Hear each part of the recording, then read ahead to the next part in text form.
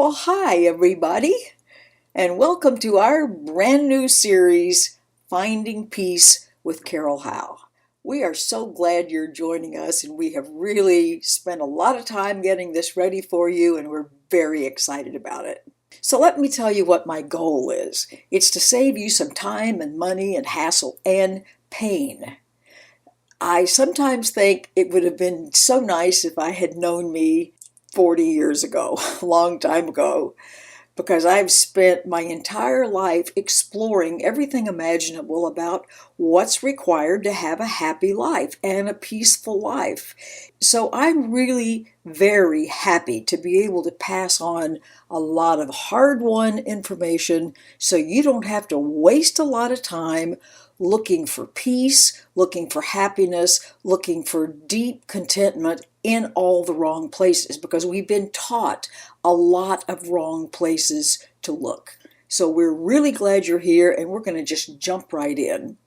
Today, I want to talk to you about the idea that the people and the situations in our lives trigger but do not cause our upset and our distress and our loss of peace. I realize this is entirely contrary to all we've been taught about the causes of our pain. We all carry wounds from earliest childhood, and we continue to hurt ourselves unknowingly as we continue through life. And much of that pain just gets shoved right down into our unconsciousness, where it drives our decisions, it drives much about our lives, and we don't know that. So along come people and situations that we find to be a difficult situation for us, and it's not to drive us crazy or to punish us, but to show us where healing needs to happen by us, for us. You cannot heal what you don't even know is there. So, on endless occasions where I've felt upset, I've learned to see exactly how the distress was related to old stories about my not being okay, what was the matter with me or someone else, and the pain that causes.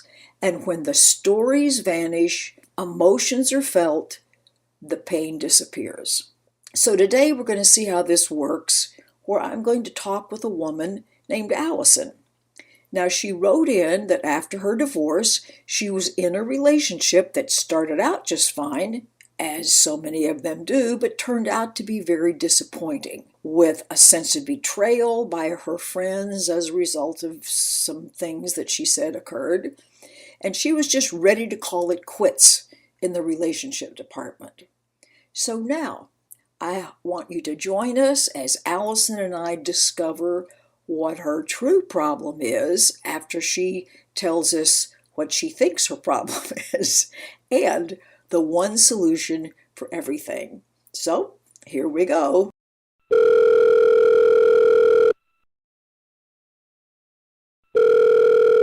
Allison, Yes, I'm hello. glad to hear your voice. I got your How are you?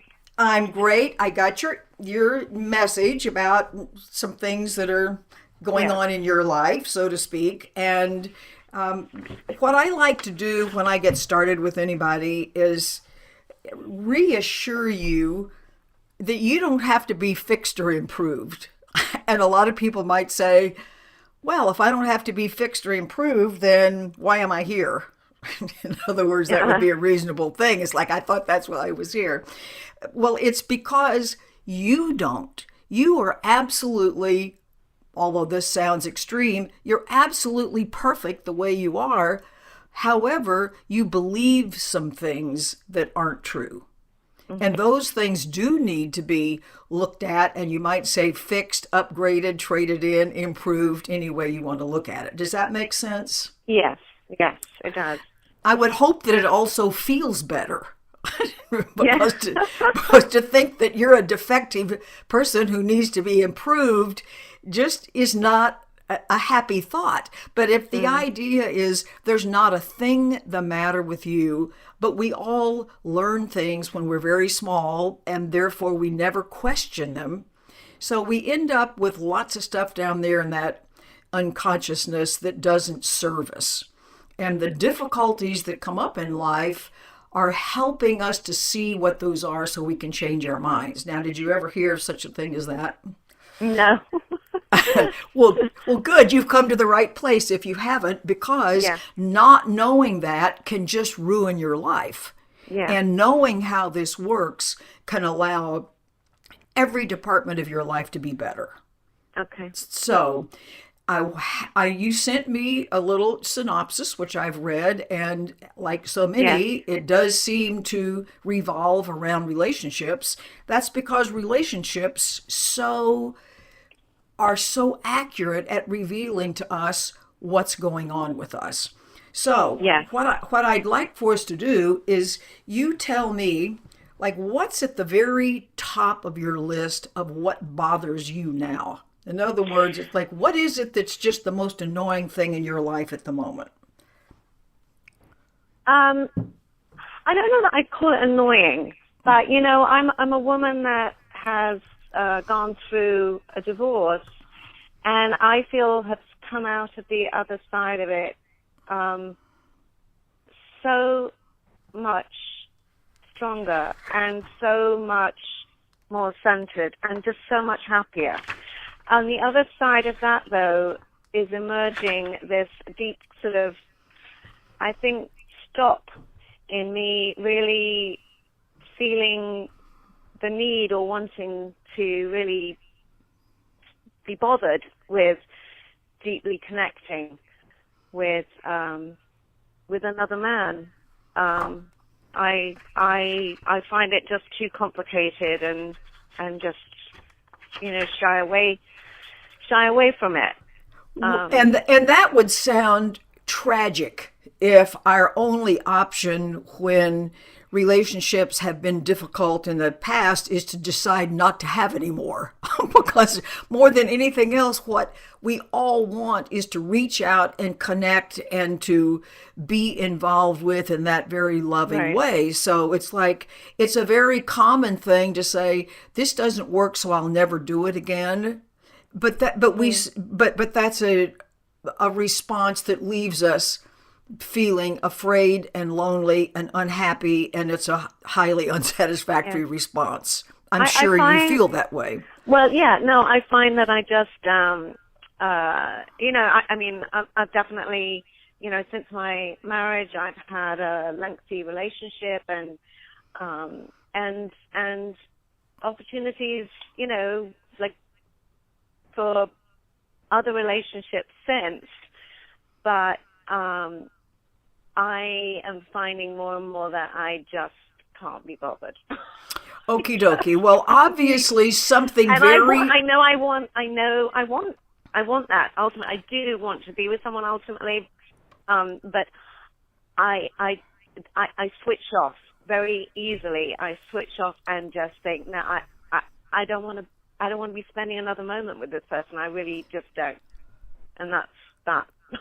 Well, one of the things, obviously, that would make it seem like, well, this is just too much trouble to be bothered, or that I switch off, is that something painful or difficult or unsatisfactory or something is occurring in the relationship, because obviously nobody wants to switch off something that's working very well. So what is like one single thing that seems to come up, that let's just use whatever has been a recent thing in your relating with someone. What is it that comes up that makes you want to think, you know what, I don't want to do this anymore? Feeling trapped. Feeling trapped. All righty. Yeah.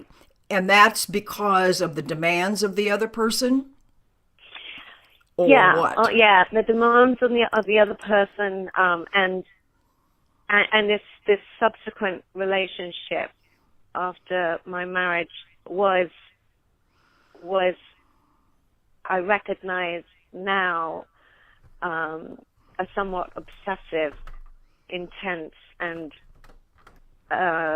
jealous relationship on the part of the guy, and which was the complete opposite to what I had been in during my 20-odd years of marriage.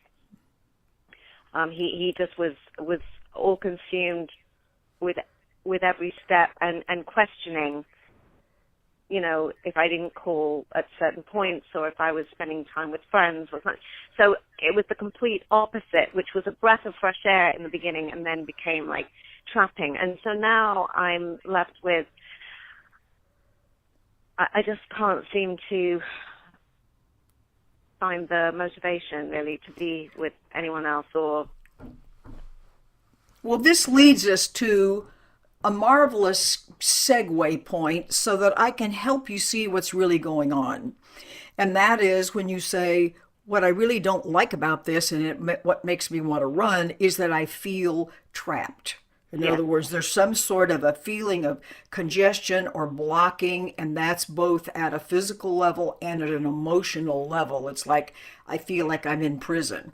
Okay, so here is what is very likely brand new information. Mm-hmm. And the minute you don't understand any of this, do let me know.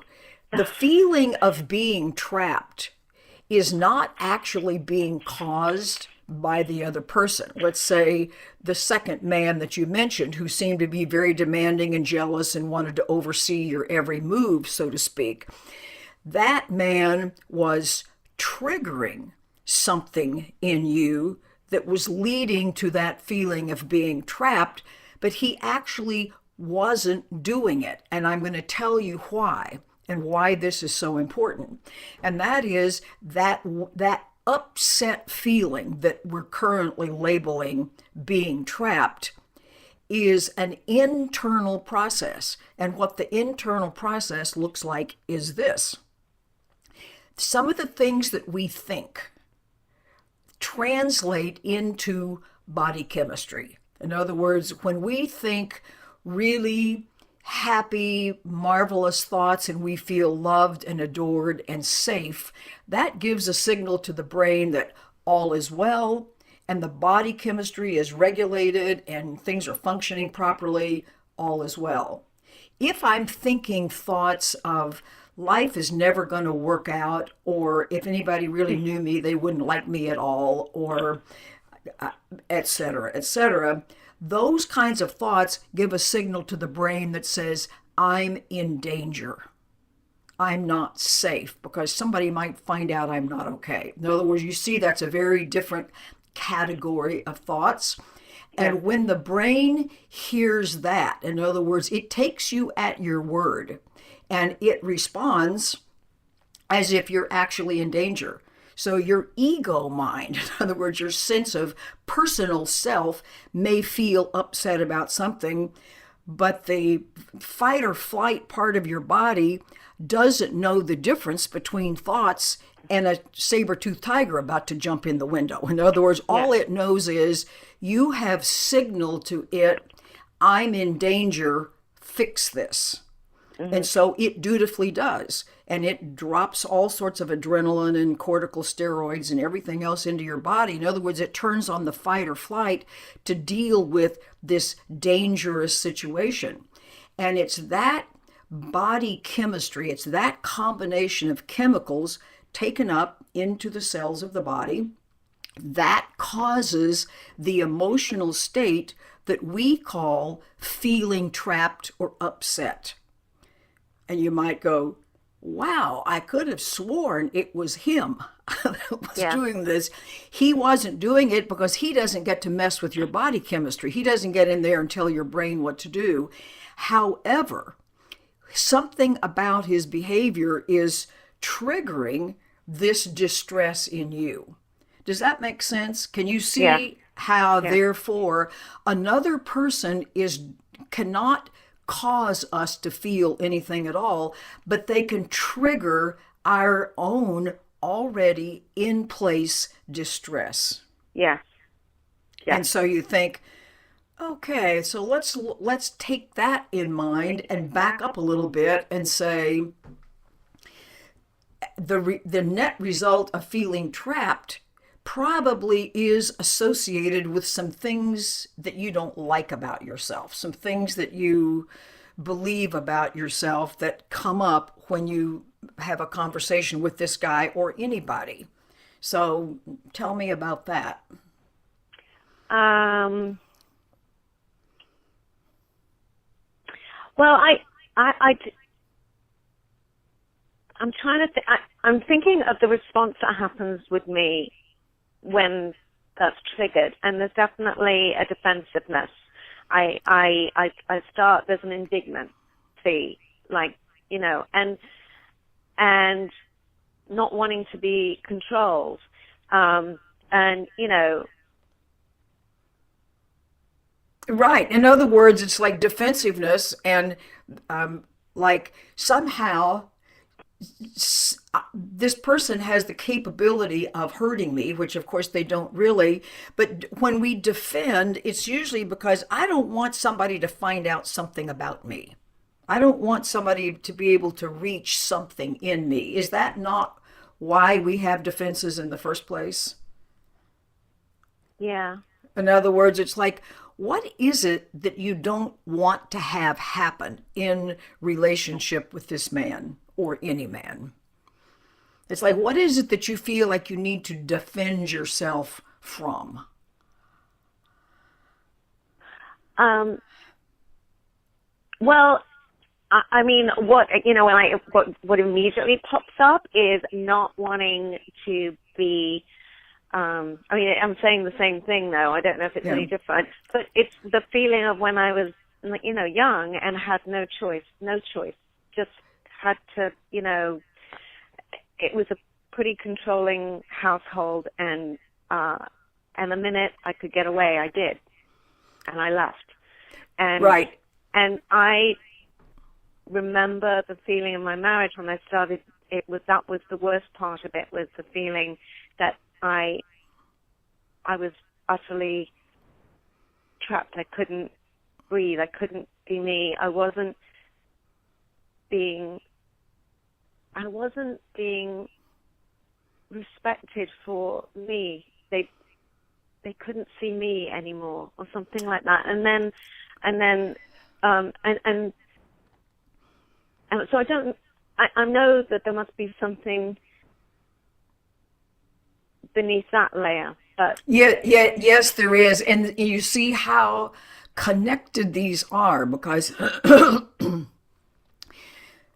because all of us, one way or the other, end up kind of squelching who we really are. In other words, but let's back up a little bit before that, which is we all start to inherit our what I'm going to call woundedness at conception. In other words, we yeah, inherit all sorts of things from both sides of our family. And then when we're babies and little toddlers, the front part of the brain, which acts as a filter, that acts as the like the adult part of us that can be discerning, hasn't been developed yet. So everything that everybody says, everything that's inferred, every motion, every like millions and millions of units of information per second is being downloaded into your unconsciousness, where you have no way of knowing whether it's true or whether it's not true or what. It just all goes in unfiltered. And then when you get to be 2 or 3 years old and you spill the milk, for instance, and somebody says, "Oh, you are such a clumsy kid." Well, you don't have the capacity at that age to say, "I'm not a clumsy kid. My mother's having a bad day." In other words, you can't do that when you're little because you don't yet have you don't have the developed brain to be able to do that. So we end up feeling like we are not okay. In other words, there's something about us that's just not okay. And we get signals that you can't do this and you have to do this. You have to obey the family protocol.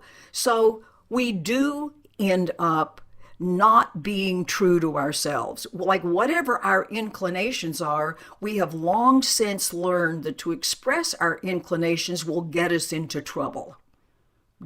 Yeah. Can you recall that? Yeah. In other words, you can't do this, you have to do this. And like all young animals, we try to recoil from what hurts physically or emotionally and go toward what feels better. So, in that process of trying to stay safe, because after all young animals, including us, are trying to survive. So if we have to turn ourselves into a pretzel in order to survive, that's what we do.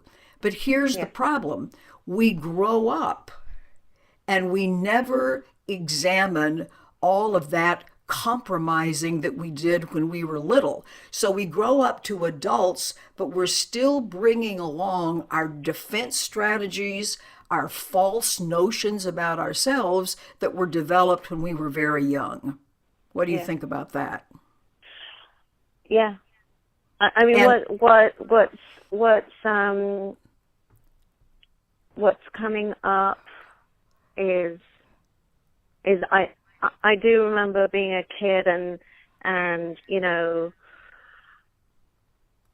hearing my mom say something, overhearing her saying something bad about me, or and and and to this day, the thought that someone has a bad thought about me is really hard. Like, I get so defensive, like, inside.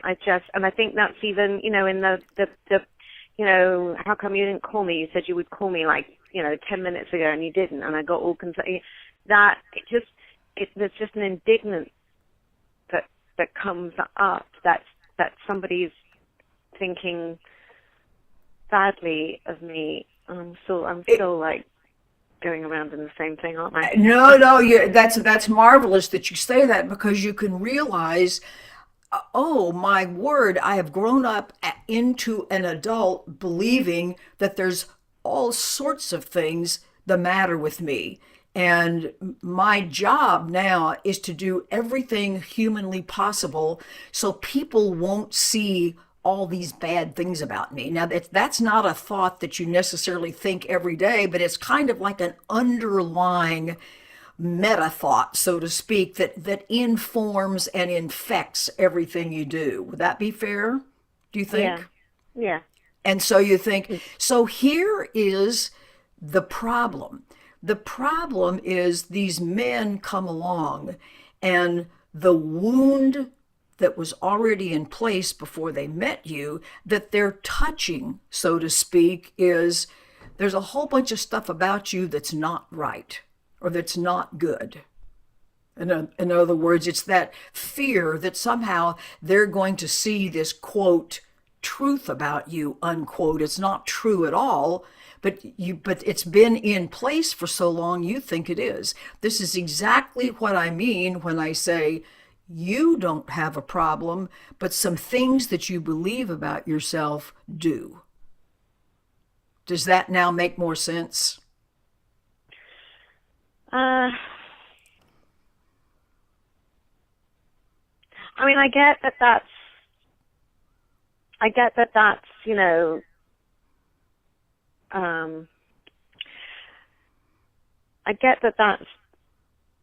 maybe there, but I don't walk around feeling badly about myself. I just don't. I Oh truly well, don't. but here's Truly the don't. I'm just numb to these. I just switch off from them. I just cannot feel attracted. I just, not interested. well, you see, the turning off and feeling numb is to keep yourself from feeling your own pain.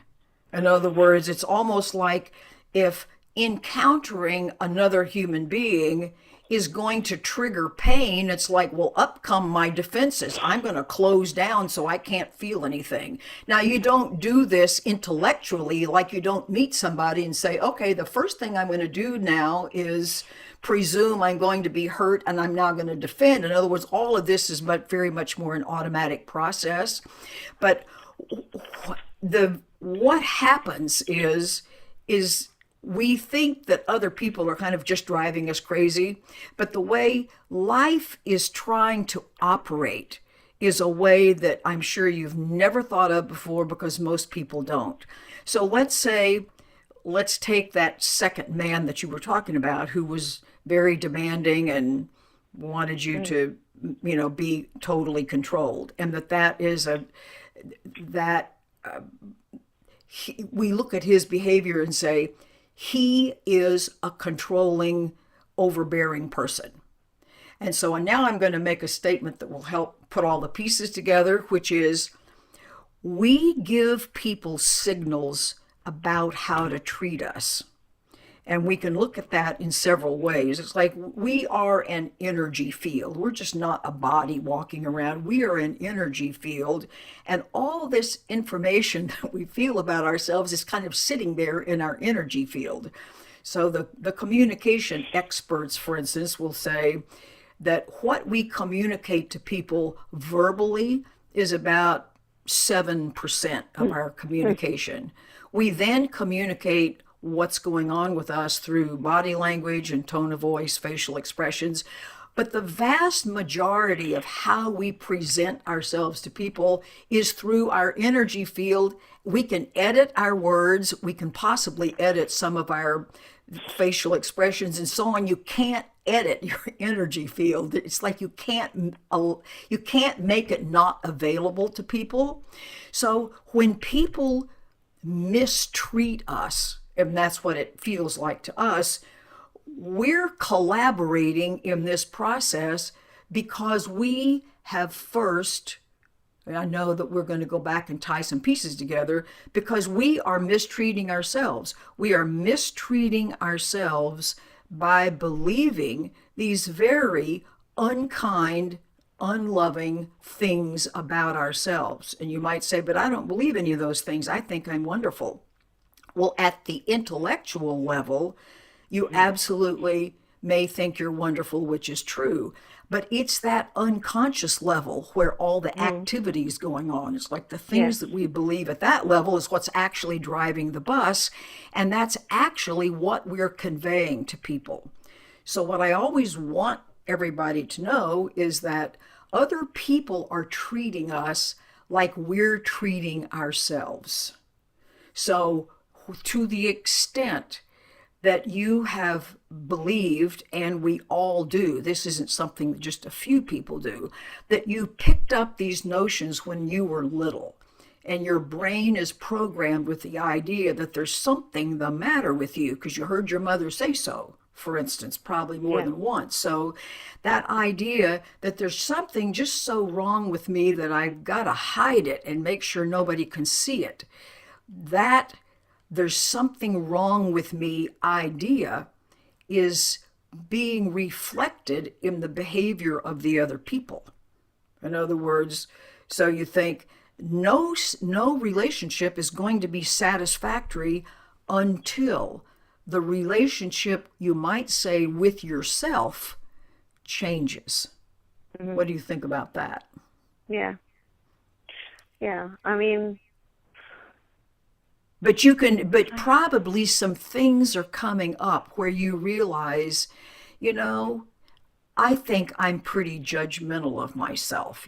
I think I do fear that there's just something wrong, which is why you well, I have to think, and I immediately. think I'm pretty judgmental of other people as well. Like that's why I'm writing guys, like I'm writing guys off, like immediately, Yes. you know, Yes. and but It's I've almost like really, I'm going to reject you before you have a chance to like, reject me. I'm going to fire you. I'm going to quit before yeah, I I'm get gonna leave. fired. Yeah, yeah, I'm gonna. Um, I mean, recently I'm just thinking about the last time I got really very upset. It was around the ex-boyfriend discovering that the ex-friend of mine, who was my closest friend during that time, and I don't really have ex-friends, but she kind of encroached on many barriers and many boundaries, and basically it was beginning to feel a little single white female-ish to me, and I sort of distanced myself, and I discovered that they've been going for drinks, and they're not dating, but during the time that I was on and off dating this guy in the past year, as including up until as recently as August, he was in contact with her and considered her a very good friend, and they were not friendly during the 3 years that he and I were dating and solidly, and they were not connected. And the biggest upset for me around that, I realized, was the friends of mine that I'd introduced this girlfriend to, where they would say, "But she's so lovely. I can't believe she would do this." Or they'd speak about having just met up with her or something, and it felt so disloyal to me that they were still giving her such generosity in interpretation on what I considered a vile thing to do. Mm-hmm. And I don't know what it was about that. And it felt like such a betrayal. And I felt like the ex-boyfriend was dangling it in front of me to try and get a reaction. And I could see that for what that was, and I wasn't going to react. Right. And the ex-friend, I was most angry at her, but I decided I just don't care. Forget that. I'm done anyway. I'm done. And she's just doing whatever she does. But the current friends who I feel I've been very supportive with, and who continue to say, isn't it the darndest thing that I find it outrageous, and I'm finding it very hard to continue being friendly or open with them, because it's been so hurtful to me. Right, because they won't judge you. They won't join you in your judgment of her, so to speak. No, they think it's terrible. But they still will go for drinks with her, and but she's so lovely when you see her at exercise class, and and for me, I feel like they should be like just treating her, like cutting her off. But so I'm not sure what that is. But it's a similar. It's a very deep rooted feeling. Well, it is, and there are several dynamics going on, and of course we can't solve all the problems of the world in 1 hour, but we can start to just with the top of the iceberg, which is that feeling of being betrayed is, once again, just like feeling trapped is an internal process, feeling betrayed is also an internal process. In other words, it has to do with, at a level that you are not consciously aware of self-betrayal. Because to be unkind to ourselves, judgmental of ourselves, presuming that there's something wrong with ourselves that we have to hide, is self-betrayal. So it's kind of like I heap one injury on top of another in my own mind, and which then, of course, leads to, you might say, an absolute law of the universe, which is whatever it is that I really want for someone else, I'm ordering up for myself. So when you think, I think that person should be, fill in the blank. I think that woman should be ostracized. I think people shouldn't pay any attention to her. I think she actually should be punished in some way for whatever's going on with her. And then you think, well, that's what I want for her. I'm ordering up a dish of judgment for her. But the problem is whoever's doing the ordering is who gets it. So the more we want someone else, for instance, to pay or to suffer, the more we actually have that experience ourselves. My favorite example in the world is, if you order a book from Amazon or any other online thing, you have the option of saying, ship to that address and bill me. But with our thought processes, we can't do that. Whoever does the ordering gets it shipped to them. You think, oh no, you mean as I'm judgmental of all these other people, I'm really being judgmental of myself. It's like, yes, oh dear, I'm throwing gasoline on the fire, so to speak. So you think, what I have to do to get to start at the beginning and allow some healing to occur is, you notice that you said, what I do is I just shut down and I just, either disappear from a situation physically, literally, or I shut down so that I become numb and I don't feel anything. Isn't that correct? Yes.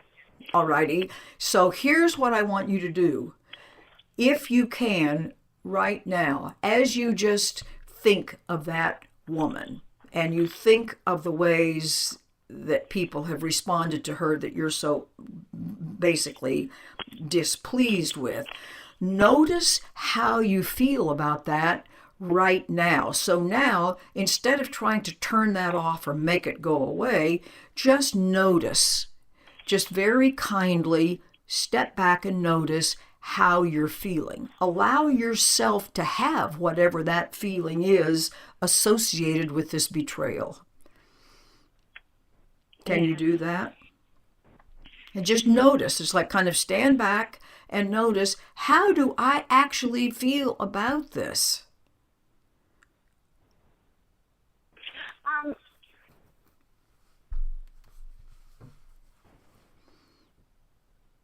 And there's no right or wrong answer. In other words, the idea is to help you to begin the healing.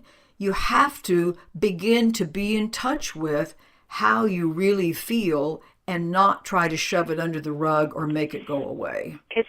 There's an injustice. There's a betrayal. There's the thought that someone was consciously making choices that they knew are just wrong. Well, now those are ideas about what happened. What I want you to now do is notice your body. Just notice what's going on in your body as you tell me about this. It's like, is there tightness anywhere? Is there just pressure anywhere? Just real sadness at the deep unkindness. All right, excellent. So you notice, I'm really feeling sad about this. That's an actual emotional state that results in the feeling of sadness or grief, right? Right. And so what do you normally do when those feelings of sadness arrive into your awareness? I shut off. I retreat. There you go. There you go. So what wants to happen, because by shutting it off, you see, since I mentioned earlier, the emotions are created by the thoughts, and that changes your body chemistry, resulting in how you feel.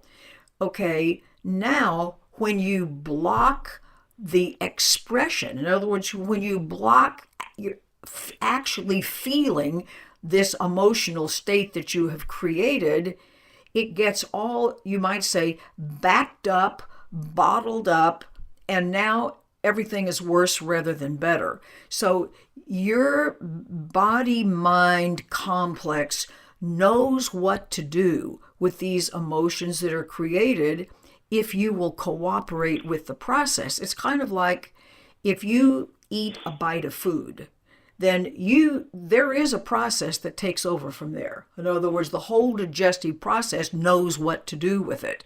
And you don't have to consciously be in charge of digesting your food and finally eliminating what you don't need at the end of the process.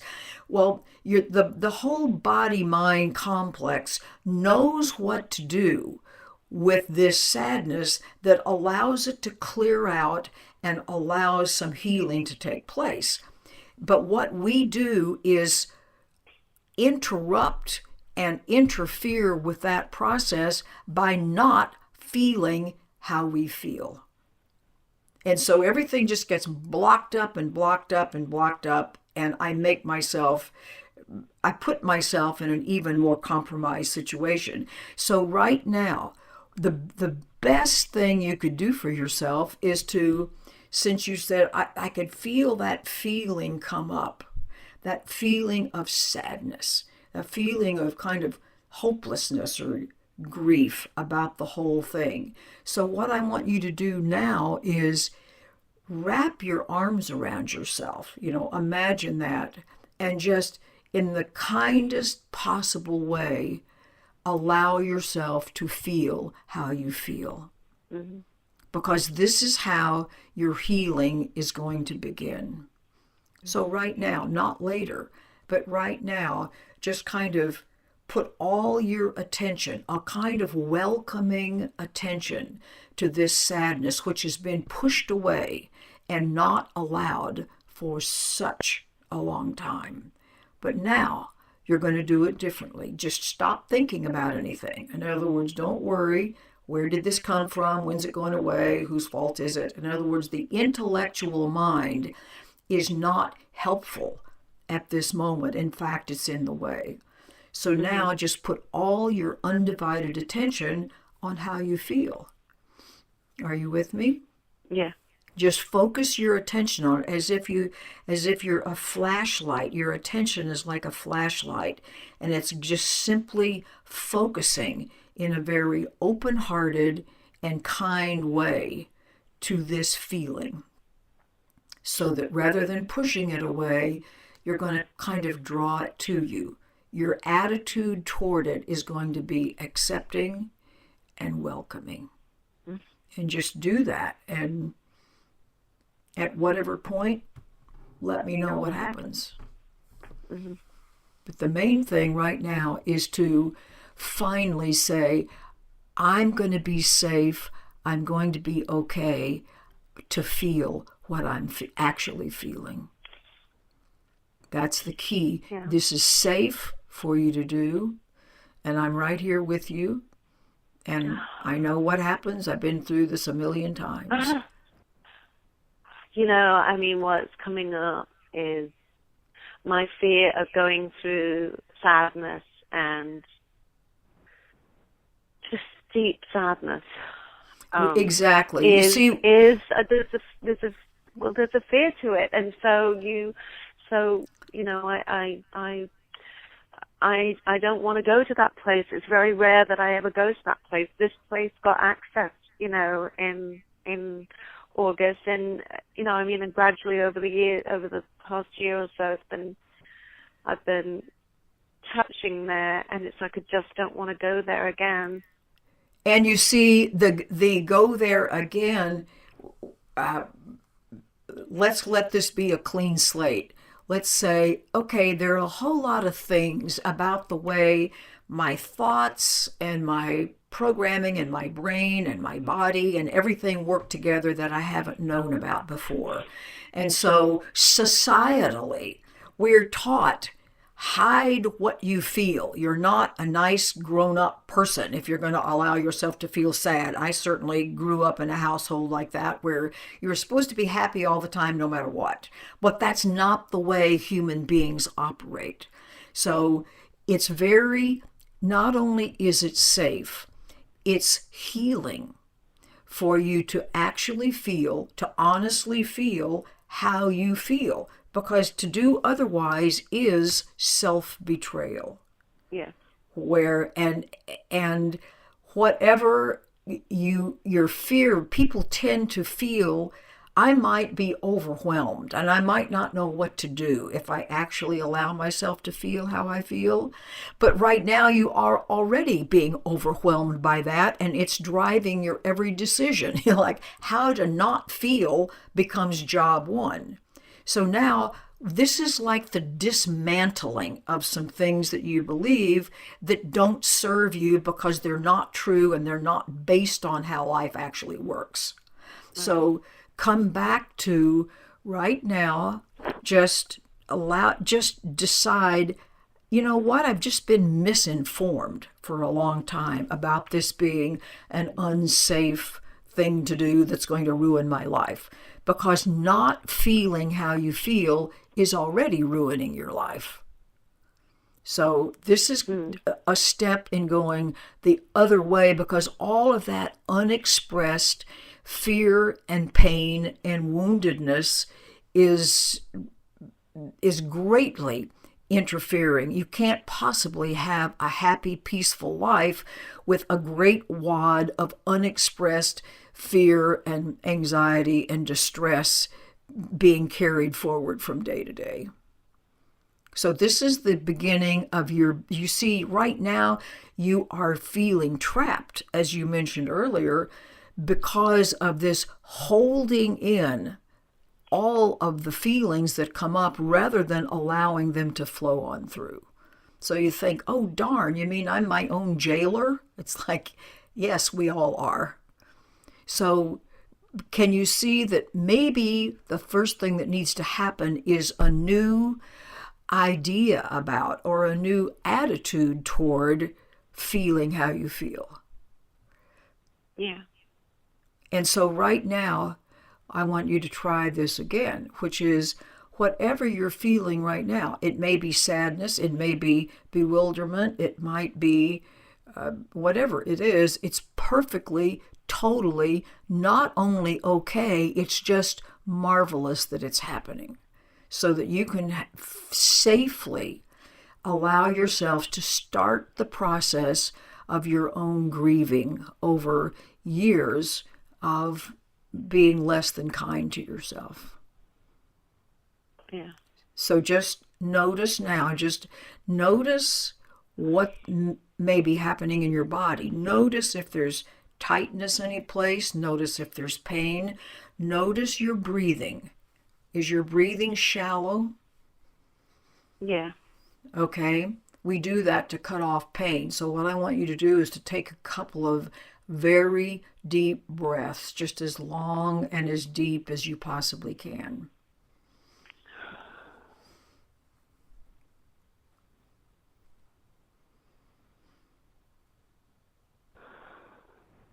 And just notice, do you notice any tightness in your body, or does it just feel tight all over? My the top of my stomach feels tight. Okay, right at the top of your stomach, kind of in the solar plexus area. Yeah. Yeah. That would feel tight because that's where the whole feeling state is kind of registered, so to speak. So there's tightness there because the muscles in the body are contracting as part of the signal that you've given to your body mind, which is, don't let these things out of prison, so to speak. Keep these feelings in, and literally the muscles in the body are obeying your command, so to speak. They're tightening up, like keep those in, don't let them out. So what I want you to do now is to just put your attention on that part of your body in the sweetest, kindest way. The way that you wish all those other people would treat you, that would be kind to you and to understand your position and to be there for you as your advocates. I want you to be that way to this part of your body. Just allow it to be. Give it plenty of space. Whatever it's feeling and whatever that tightness is okay with you. This is an exercise in starting to accept instead of resist and shut down. So what happens when you do that?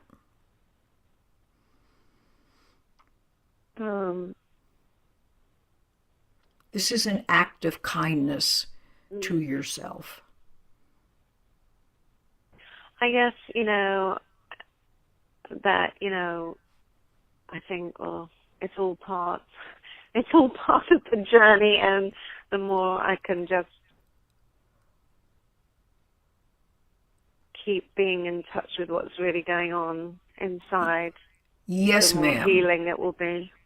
Oh, I can't begin to tell you the healing it will bring, because as you keep releasing these old notions about yourself that aren't true, like, oh my God, people are going to see something about me that's going to be horrifying to them, or they're going to be judgmental of me, or they're going to say unkind things about me. They're going to see things about me that are bad in some way.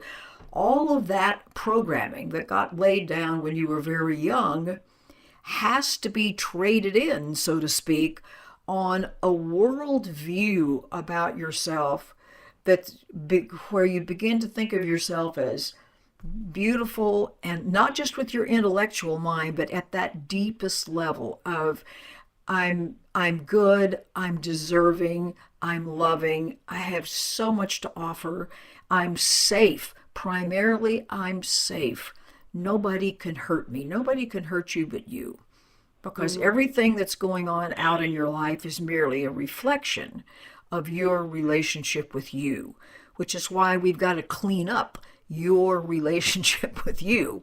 And that all of those things that you learned when you were young have to be unlearned and upgraded to something that points toward a more accurate assessment of you, which is brilliant, beloved, safe, at home, deserving of very sweet, kind, close connections with your fellow human beings.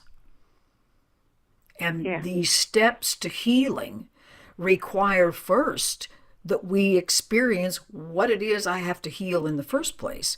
Because as you allow feelings to come up and you allow yourself to feel them, something is going to settle in your mind, and you will become even more aware of some things that you hold against yourself, some things that you believe about yourself that aren't true, and they must come to light, because if you don't know what they are, you can't make another choice about them. Does the Mhm. logic of that make sense? Yeah. If you're, Yeah. in other words, if you're hurting yourself and judging yourself in a way that you don't even know what it is, you can't take the next step. And these people who are coming into your life that are now penciled in as the enemies, it's like, how could they do that? Why Yeah. is that man so demanding? Why is this one ignoring me? Why is this one doing whatever? What they are all doing, this is going to be like the world's wildest re-examination of your relationships. Is it's like all these people are lining up, and as a good friend of mine used to say, the SOBs are sent to save you. In other words, what they're doing is, you might say, parading through your life, revealing to you and saying to you, this is what you believe about yourself. This is what you fear about yourself. This is what you believe that you deserve about yourself. They're lining up as messengers, as mirrors, saying, here's how you are hurting you through what you believe, and it's not been examined. Please change your mind. And you would say, well, I would never in a million years have believed that that's what my relationships are for. And they are. And Yeah. as you change your mind about you, the people around you will be different, or different kinds of people will come into your life, because your relationships always are going to be a match with where you are and what you believe. Not necessarily what you believe in your conscious mind, which is like a mere tiny fraction of those things that are programmed into the unconscious mind. And these people are showing you not necessarily what's in your conscious mind, but what's in your unconscious mind that's driving the bus. Yeah. What do you think about all that? That's a huge amount of information. Yeah. Well, I mean, I do think that them being in my, I mean, I do have an awareness that, like, I would not have gotten through the last, like, 4 years of my separation and divorce without, in such a great way, without this man and this friend. I would not have. They were truly healing and helpful and there for me. And And I guess this is an extension of thinking that they were, really there and helping me through that period. I need to view this whole thing as them also in their way helping me in the process. This is all part of the process, and maybe the feelings that they're eliciting that got drummed up because I allowed her so close and I allowed him so close, and now they're both like hanging together. It's really opening. It's really gotten me through the chinks in the armor that I've had. They've both gotten right underneath there, and they're stirring it up underneath there, and I need to view it as that's the gift in this, that I did allow them both in, and now they both are inside there, and they're revealing stuff that I would never normally have let come to the surface, and it's been coming to the surface. That is an absolutely brilliant statement. I couldn't say it better myself. That is precisely what our relationships do. And because we haven't understood it or been informed about it, we think they're just awful for being however they're being. And yet, I'll tell you, you go to the head of the class, because the way you've described it is exactly what happens. We find the people in our lives who get behind our armor, who get behind our defenses, no matter how defended we think they are. Along comes somebody who's going to hit that woundedness. I'm so proud of you, because that is the most brilliant way to say it, because it's so true. The wound that they're hitting has been with you since long before you met them. They didn't cause it. They are making this old woundedness known to you so that you can recognize, I don't deserve to treat myself this way anymore. I don't deserve to believe these small, belittling, untrue things about myself. I need to be my own best advocate now. Now that I realize that I've been suffering under this belief that I'm not worthy, or whatever they are. In other words, if we spent more time together, we could go way more into the details. But the main overriding thing is there has been woundedness that you've carried with you from the beginning of your life. And you can't be happy until it's healed. And you can't heal it if you don't know it's there, because you can't heal what you're not conscious of.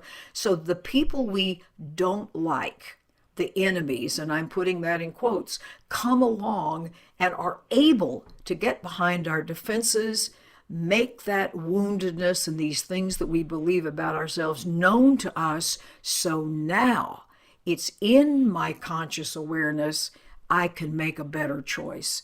I can love myself in a way I couldn't before. I'm very proud of you. You've done a wonderful job. So thank you. Now I'm going to ask you a question. How do you feel now? I feel that I am. This is part of my story. It's not. This is all part of the process, which is there's something very freeing about that. And Marvelous. Beating myself up for having felt numb or not feeling enough or not wanting to connect, or it's there to show me what's going on, and you've had me look behind it, and the gift of the really deep betrayal that I felt just so very recently. Yes. It's a gift. My dear, you are so right. It is a gift, and I want something to be made known to you, and that is, a little while ago you were feeling sadness.